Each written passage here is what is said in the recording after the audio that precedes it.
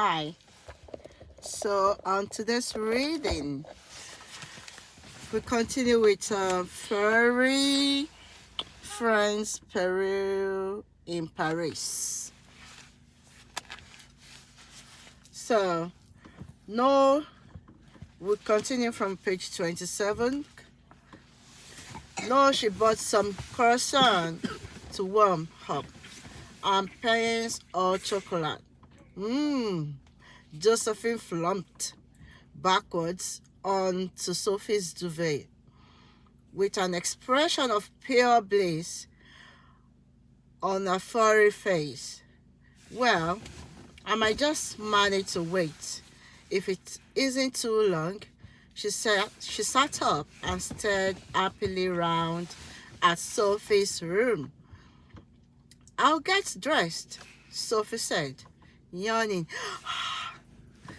If Mom hears me moving about, she might decide it's time to get up as well.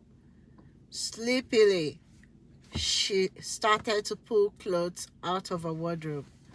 Maybe jeans would be nice and warm for on the river.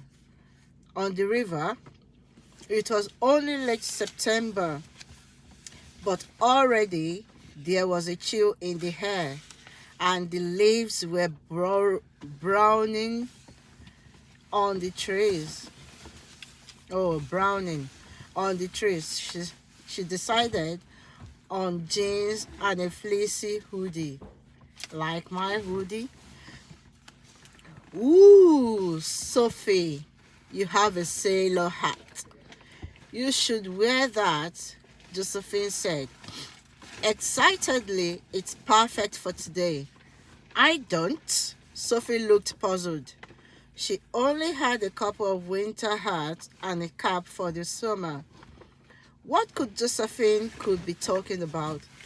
Then she smiled. That's not a hat. I mean, it is, but it's not for wearing. Mom gave it to me. She had it since she was a little girl. It was the lid from a box of chocolates. Sorry, chocolate. She picked up the tiny sailor hat from the top of her bookcase and showed it to Josephine properly. It was beautifully made from soft blue felt with a white ribbon and a bright red pom-pom on top. They used to sell them with chocolates. Pebbles inside, they were her favorite treat. Chocolate pebbles? Josephine's eye grew rounder, like that. If I had chocolate pebbles, I could pretend to Angelique that I was collecting them and she wouldn't tell me off.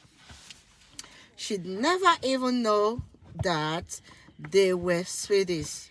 Sweeties. I'll look out for them, Sophie told her.